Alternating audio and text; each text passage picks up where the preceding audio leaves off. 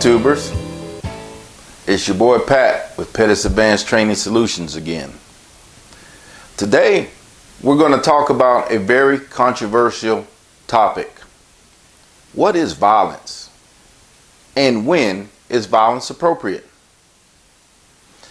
Before we get to that, please smash and subscribe that like button so I can bring you some more content in the future. Alright guys, let's get started. What is violence? Is violence appropriate in American society today? If so, when? If not, why not? I believe one of the biggest conceptions that we have in America is that violence is inappropriate all the time. That's not correct. We have to understand what violence is. And we have to understand why we would use violence to answer that question. In order to do that, we have to go all the way back to the beginning of time. Depending on your religious belief, remember, Cain slayed Abel. That was the earliest known use of violence written. Now let's fast forward many millennia to almost current day. The United States of America disagreed with the policies and the practices of Britain. Therefore, us in the United States currently did a violent act called the Boston Tea Party, which started off a revolution within America. Both the Boston Tea Party and the revolution was extremely violent. So is that wrong? No. Many of us today call those individuals that did that heroes and patriots. Heroes and patriots aren't violent, are they? Yes, they are. Every major civilization in the world has always been established through the use of violence.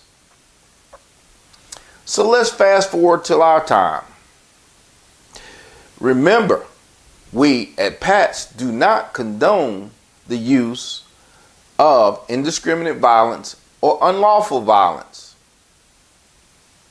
We only condone violence in lawful activities. What are lawful activities? Self-defense of ourselves, self-defense of others, self-defense of the innocent, and the protection of the liberties of our country. Those are the times that violence is accepted. Now, there have been many great nonviolent leaders in American history that would agree with that. There are many great nonviolent leaders in the world history that would agree with that also. So let's take a look at a few. The great Stokely Carmichael stated, "In order for nonviolence to work, your opponent must have a conscience." What does that mean? That means in order for us to be nonviolent, our opponents need to remain nonviolent as well. And if our opponents don't have a conscience of when it's right or wrong to be nonviolent, then we must use violence against that opponent. That's very interesting. We've thought about that on many occasions. What's your viewpoint on it? Be interested to know.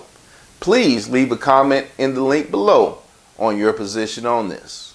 Another great leader in America was Malcolm X, civil rights leader. Malcolm X stated, "I don't even call it violence when it is in self-defense. I call it intelligence." That is Malcolm X. Malcolm X preached violence only when it was in self-defense. no other time.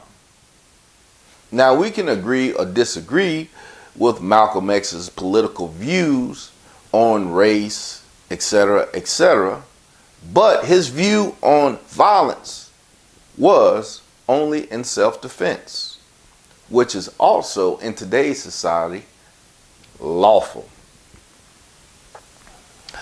Another great individual stated, "The only defense against evil, violent people is good people who are more skilled at violence."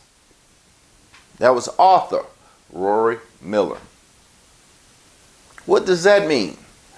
That means when those who are villains and tyrants come to our shores or come into our lives, we as good people should be more skilled at violence.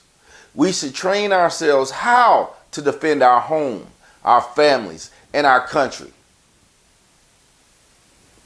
This is what I mean about violence may not necessarily be a bad thing.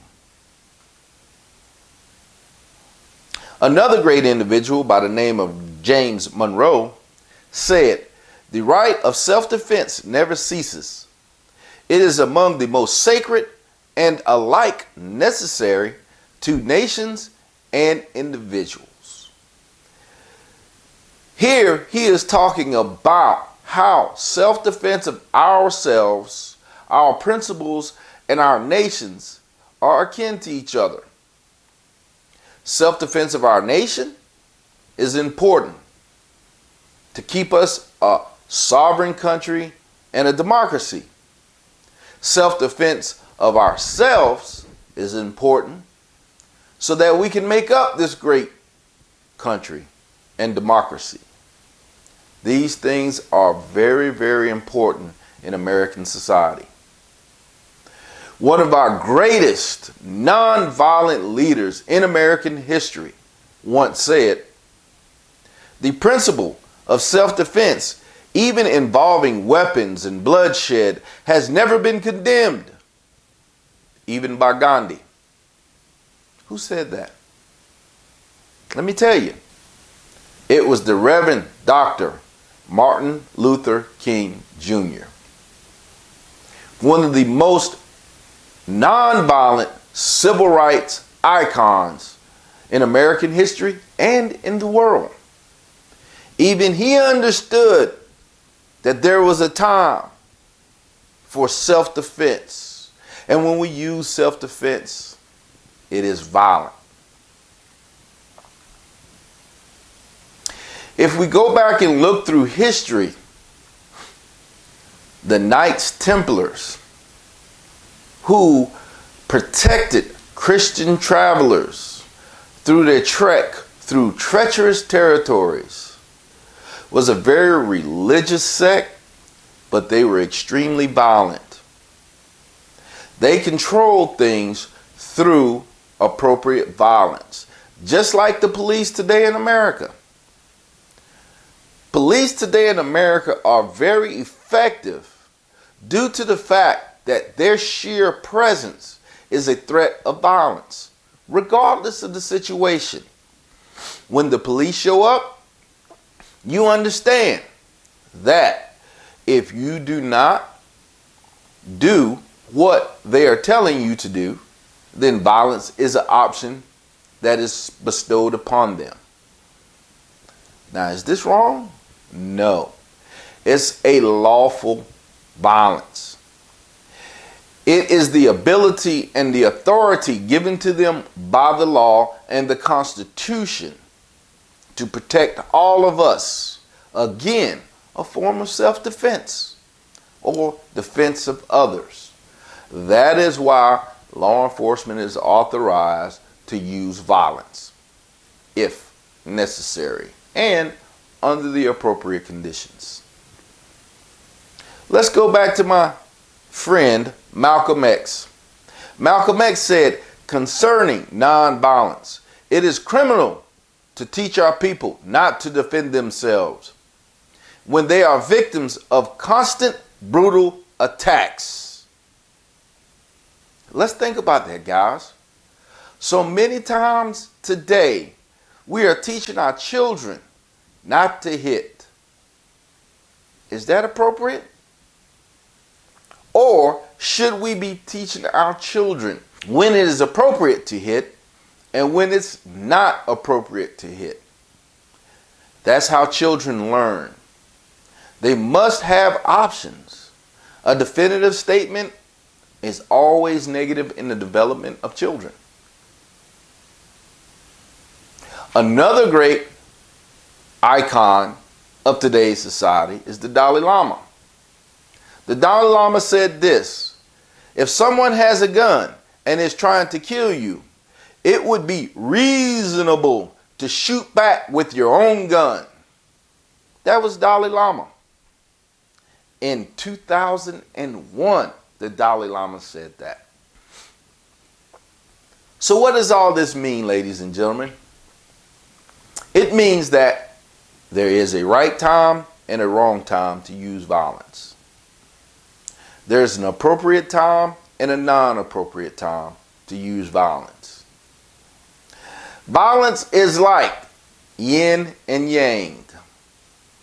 Violence is also like both sides of the quarter. You can't have one side without the other side. That is the duality of life. In order for us to be safe, we must be violent. In order for us to coexist, we must also be nonviolent. And we must train ourselves and learn why and when we should do either. We at Pettis Advanced Training Solutions are here to train both law enforcement and the civilian sector in when it is appropriate to and when it is not appropriate to use violence on another individual. So if you ever get a chance, look at our website, www.pats-training.com, and find the nearest training close to you. All right, ladies and gentlemen, this was a bit long, so I'm going to have to bid you adieu.